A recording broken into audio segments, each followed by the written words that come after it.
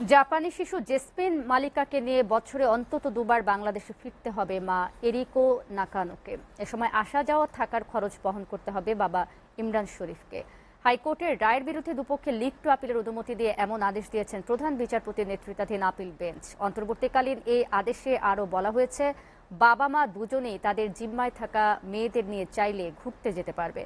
এ সময় এরিকো ও ইমরান তাদের নিজ নিজ দেশে অবস্থান করতে পারবেন। এছাড়া সপ্তাহে একবার 3 বোন ভিডিও কলে কথা বলবে এবং সেটি কোনো পক্ষ অনলাইনে প্রকাশ করতে পারবে না। এর আগে গত 13ই ফেব্রুয়ারি হাইকোর্টের দেয়া রায় বলা হয়েছে, জাপানি শিশু জেসমিন মালিকা ও তার ছোট বোন সোনিয়া তাদের জাপানি বা নাকানো এরিকোর কাছে থাকবে। মেজ মেয়ে লাইলা লিনা বাবা ইমরান শরীফের কাছেই থাকবে।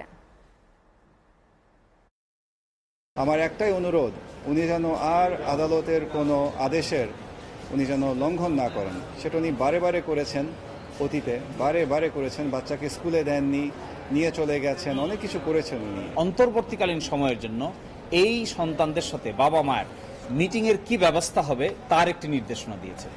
সেটি বলেছেন, মাদার চাইলে বছরে 2 বার বাংলাদেশে 5 দিন থাকার জন্য আসতে পারেন এবং এই ক্ষেত্রে বাবা মায়ের সকল টিকিট থেকে শুরু করে সকল থাকা খাওয়ার খরচ এবং বাচ্চার সকল খরচপত্র সবকিছু বহন করবেন।